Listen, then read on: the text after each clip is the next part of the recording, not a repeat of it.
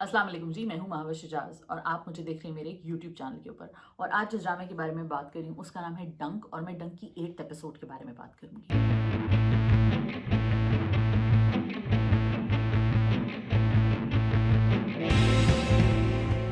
जी, तो डंक लिखा है मोहसिन अली ने और इसको डायरेक्ट किया है बदर महमूद ने। इट स्टार्स बिलाल अब्बास, नुमान इजाज, सना जावेद, यासरा रिजवी, अज़ीका दानियल और भी बहुत ज़बरदस्त किस्म की स्टार कास्ट है जो आपको हर सीन में दिखती है। तो ये बड़ा मज़ेदार मुझे लगता है कि जब सारे एक्टर्स इतने स्ट्रॉन्ग हों और सारे किरदार इतने अच्छे कास्ट हुए हुए हों तो बड़ा मज़ा आता है, हर सीन का देखने का मज़ा आता है। सो इस एपिसोड में हमने देखा है कि Saira, which is played by Yasra Rizvi, who plays the wife of professor Humayun, that was played by Noman Ijaz, वो अब डील कर रही हैं हुमायूं की डेथ से। और उनको हुमायूं की लिखी हुई डायरी मिलती है जो उन्होंने अपने मरने से पहले लिखी थी, और बहुत हार्ट ब्रेकिंग लेटर है, बहुत हार्ट ब्रेकिंग सीन है।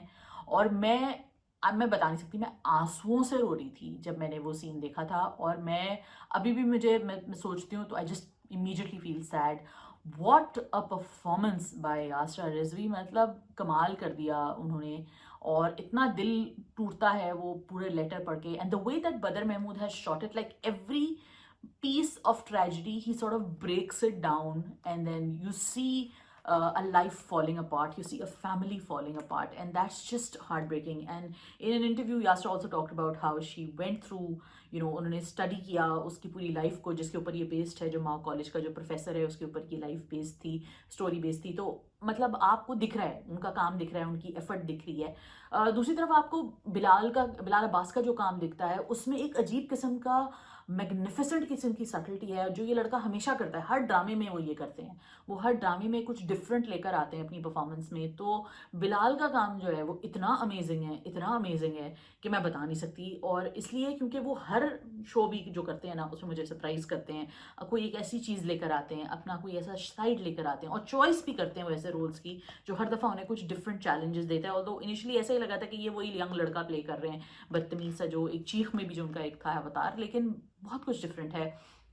हैदर का जो किरदार है इस एपिसोड में हमने देखा है कि वो स्ट्रगल कर रहा है, गिल्ट से स्ट्रगल कर रहा है।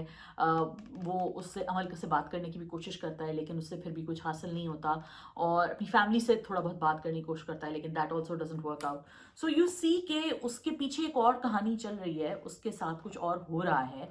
And I think that there are lot of interesting theories to it, और मैं इसके ऊपर मैं बात करूंगी। लेकिन इस वक्त जो मुझे जिसके ऊपर बात करनी हुई करनी है कि मुझे काफ़ी इस वक्त हर बंदा ही डॉजी लग रहा है। और ये वाला जो ट्रैक है ये एक तरफ को हो गया है प्रोफेसर हुमायूं वाला, लेकिन अब जो दोनों फैमिलीज के बीच में जो कुछ डायनामिक्स है ना वो बड़ी कुछ इंटरेस्टिंग और मिस्ट्री किस्म की हैं, मिस्टीरियस किस्म की हैं। समझ नहीं आ रहा कि कौन की क्या मोटिवेशंस हैं, ये आपस में क्या चल रहा है। तो इसके ऊपर मेरा ख्याल से this is what is making me look forward to it in the future. अभी तो स्ट्रेट इंटेंसिटी थी लेकिन आगे भी ये इंटेंस ही रहेगा, और आगे जाके भी पता चलेगा कि ये एक्चुअली में हुआ क्या है और पीछे इसके क्या कहानी है। अमल का जो किरदार है, बहुत सारे लोगों ने कहा है कि अमल का किरदार हमें समझ में नहीं आ रहा, अमल कैसी लड़की है। तो अगर आपके पास टाइम हो या अगर आप देखना चाहें तो आप सोशियोपैथी ज़रूर स्टडी करें। तो साइकोलॉजी में, नफ्सियात में जो ये कुछ लोग होते हैं जो कि दूसरों का दर्द नहीं महसूस कर सकते, दूसरों का पेन नहीं महसूस कर सकते, और हर इंसान को एज टूल यूज़ करते हैं। हर इंसान उनके लिए एक अवजार होता है कि यार मैं इसको किस तरह इस्तेमाल करूं अपने किसी और मकसद के लिए जिससे मुझे कोई फ़ायदा हो दुनिया में, मुझे या तो लोग मजलूम समझें, या अच्छा समझें, या बहुत अच्छा समझें। तो सोशियोपैथी इस तरह की एक बीमारी होती है, साइकोपैथी भी एक बीमारी होती है, पर्सनैलिटी डिसऑर्डर कहते हैं इसको। तो अगर आपके पास टाइम है तो आप कभी इसके ऊपर सर्च करें। और अगर आप चाहते हैं कि मैं इसको एक्सप्लेन करूँ, sociopathy in main is different, मतलब मर्दों में ये डिफरेंट तरीके से मैनिफेस्ट होती है, और सोशियोपैथी इन विमेन ऑल्सो डिफरेंट तरीके से मैनिफेस्ट होती है। तो अगर आप चाहते हैं कि इसके ऊपर एक मैं वीडियो बनाऊं तो मुझे प्लीज़ कमेंट्स में ज़रूर बताइएगा। Very well directed, very well written episode, can't praise it enough के बड़ा ही रिस्की टॉपिक था, बहुत बैकलैश उन्होंने फेस किया है, लेकिन कूडोज टू देम।